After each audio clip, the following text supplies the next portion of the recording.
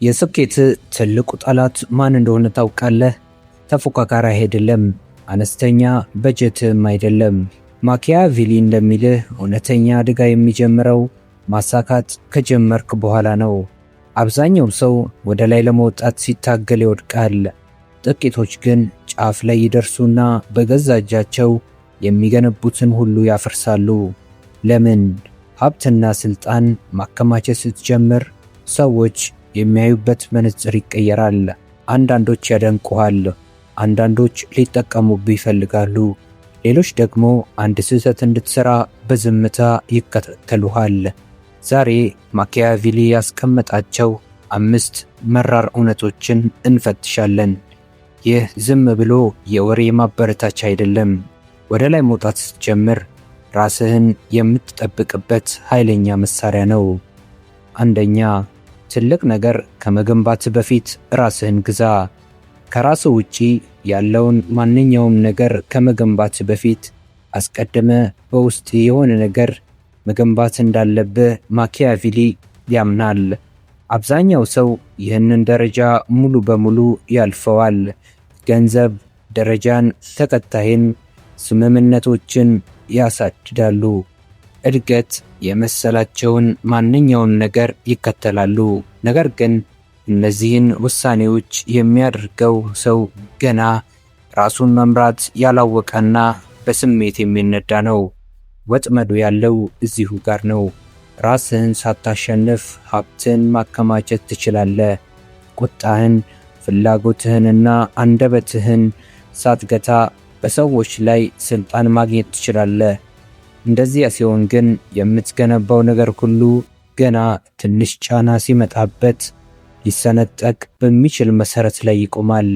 አብዛኞቹ ውድቀቶች እንዴት እንደሚጀምሩ አስብ።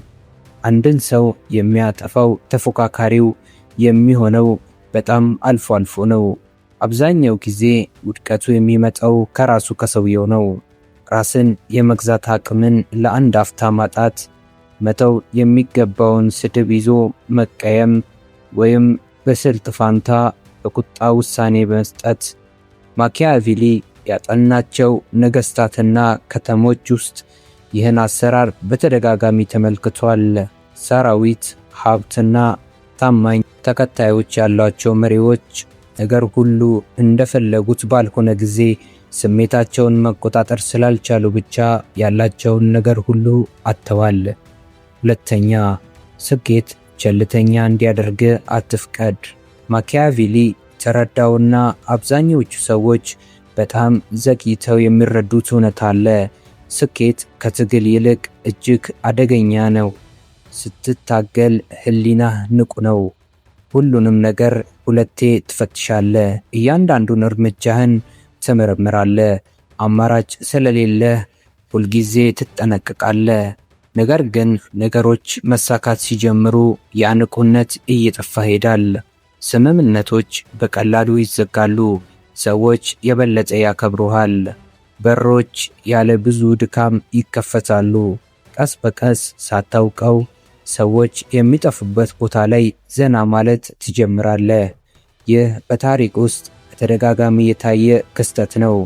በስርዓትና በንቁ አእምሯቸው ወደ ስልጣን የመጡ መሪዎች ያንኑ ስልጣናቸውን የተነጠቁት በምቾት ምክንያት ነበር። በአንድ ትልቅ ውድቀት ሳይሆን ቀስ በቀስ በመዘናጋት ድጋሚ መፈተሽ አቆሙ። በዙሪያቸው ያሉትን ሰዎች መጠራጠር አቆሙ። ትናንት ሰላም ስለነበሩ ብቻ ዛሬም ሰላም እንደሆኑ አሰቡ። ማኪያቬሊ ይህንን መዘናጋት ለውድቀት ትልቁ ምክንያት እንደሆነ ተመልክቷል። ሶስተኛ፣ ወደ ላይ መውጣት ስትጀምር ሰዎች የሚያደርጉትን ተከታተል። ማሸነፍ ስትጀምር የሚፈጠር አንድ አስገራሚ ነገር አለ። ሰዎች ቢፈልጉም ባይፈልጉም እውነተኛ ማንነታቸውን ያሳይኋል።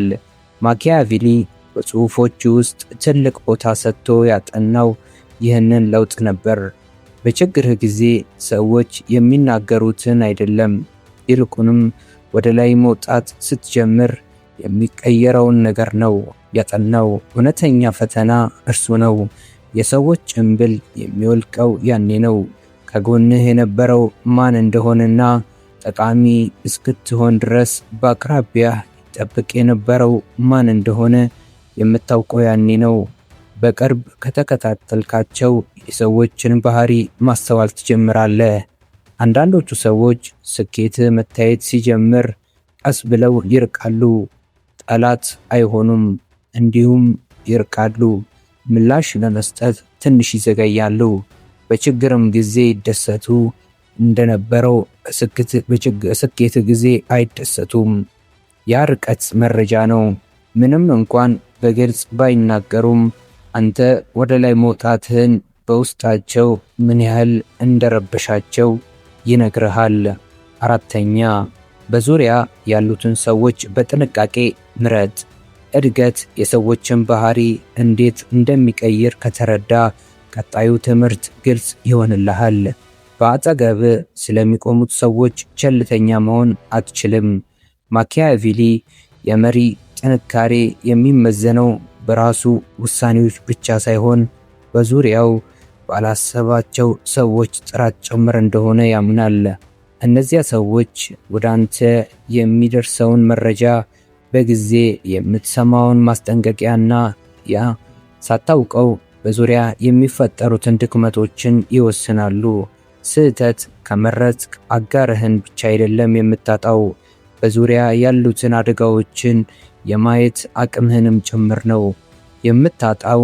አብዛኛው ሰው የሚያደርገውን ስህተት የቅርብ ሰዎቹን የሚመርጠውን በጥቅማቸው ሳይሆን በምቾታቸው ላይ ተመስርቶ ነው። ሰዎችን አቅራቢያቸውን የሚያስቀምጧቸውን ስለሚቀርቧቸው፣ ዘና ስለሚያደርጓቸውና ሁሉንም ነገር እሺ ስለሚሉ እንጂ ስለሚገነቡት ነገር ጥንካሬ፣ እውነት ወይም ጥበቃ ስለሚጨምሩ አይደለም። ምቾት ለጊዜው ደስ ይላል፣ ነገር ግን ዋጋ ያስከፍላል። ያ ዋጋ ደግሞ አብዛኛውን ጊዜ የሚመጣው እውነተኛውን መራር እውነት የሚነግር ሰው በፈለክበት ሰዓት ሰዎቹ አንተ መስማት የምትፈልገውን ብቻ ሲነግሩህ ነው። አምስተኛና የመጨረሻው፣ አቅምህን በሙሉ ሰው ሁሉ አታሳይ። ሰዎች ሕይወት አስገድዷቸው እስክታስተምራቸው ድረስ የሚቃወሙት ትምህርት አለ። ሙሉ ጥንካሬን ሁሉም ሰው ሊያዩ የሚገባ ነገር አይደለም። ሰዎች እውነተኛ አቅምህን በዛ መጠን ባወቁ ቁጥር አስቀድመው ሊዘጋጁብህ፣ ሊመክቱህ ወይም በአንተ ላይ ሊጠቀሙብህ ይችላሉ። ሙሉ በሙሉ ግልጽ መሆን እውነተኛነት ሊመስል ይችላል፣ ነገር ግን በስኬትና በትልቅ ተጽዕኖ ዓለም ውስጥ አብዛኛው ጊዜ ያንኑ ግልጽ የሆነውን ሰው ይጎዳዋል። ከሌላው ወገን ሆነ አስበው። አንድ ሰው ያንተ ሙሉ አቅም፣ እውነተኛ ሀብትና ወሰንህን ካወቀ በአንተ ዙሪያ እንዴት ማቀድ እንዳለበት ያውቃል። ምን እንደሚያበሳጭህ፣ ምን መኮረጅ እንዳለበትና ድክመትን የት እንደሆነ ያውቃል። ነገር ግን ማድረግ የምትችለው ነገር በፊልም ያህል በጥቂቱ ካዩ ለመገመት ይገደዳሉ። መገመት ደግሞ መወዛወዝን ይፈጥራል። መወዛወዝ ደግሞ አብዛኛው ጊዜ ላንተ ይጠቅማል። ይህ ማለት መዋሸት ወይም ያልሆንከውን ነኝ ማለት አይደለም። ይልቁንስ የምታሳየው ነገር በሂደት ማድረግ ማለት ነው። ብልህ ሰው ችሎታውን የሚያበርደውን በማፈር አይደለም፣ በስልት እንጂ። አንድ የሙሉ አቅምህን ከታወቀ ሰዎች የሚለኩብህ፣ የሚፎካከሩብህ ወይም የሚከላከሉብህ ቋሚ ነጥብ ይሆናል። የተወሰነውን ደብቆ ማቆየት ተለዋዋጭ ያደርግሃል። ቀጣዩ እርምጃህን ለመገመት አስቸጋሪ ያደርገዋል።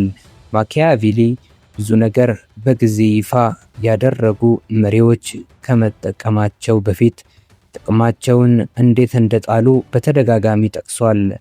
ሁሉም ሰው ጥንካሬን ካወቀ በአንተ መደነቅ ያቆማል። በሰዎች አመለካከት በሚመራ ዓለም ውስጥ ሰዎችን ማስደመም ትልቅ ሀብት ነው። ሙሉ በሙሉ የምትገመት ከሆንክ በአንተ ላይ ማቀድ እጅግ ቀላል ይሆንባቸዋል። ሌላው ዝምተኛው ምክንያት ደግሞ አለ። ሰዎች አቅምህን በሙሉ ካላወቁ በተወሰነ ጥንቃቄ ያስተናግዱሃል። ፍርሃት ባይሆን እንኳን ከሚያዩት በላይ በውስጥ ሌላ ነገር ሊኖር እንደሚችል ያስባሉ። ያቺ ትንሽ ጥርጣሬ አቅምህን በግልጽ ከማሳየት በላይ ክብርን ታስገኛለች። ምክንያቱም እርግጠኝነት ምቾትን ይፈጥራል። ምቾት ደግሞ ሰዎች አንተን በማያዩበት መንገድ ላይ ቸልተኝነትን ያመጣል። ይህ ማለት ዋጋህን በሙሉ ደብቅ ወይም ውጤት አታሳይ ማለት አይደለም። የምታሳየው ነገር መቼ እንደምታሳይና ማን ማየት እንዳለበት በጥንቃቄ ወስን ማለት ነው። በህይወትህ ያለ ሁሉ ሰው ሙሉ አቅምህን፣ ሀብትህንና ወይም ቀጣዩ እርምጃህን የማየት መብት የለውም። አንዳንዱ ግንኙነቶች ሙሉ ግልጽነት ይፈልጋሉ።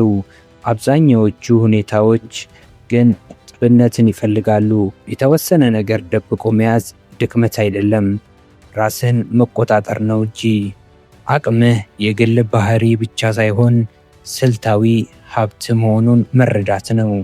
እንደ ማንኛውም ሀብት ለሚያዩ ሁሉ ዝም ብሎ የሚታደል ሳይሆን በጥንቃቄ መያዝ አለበት።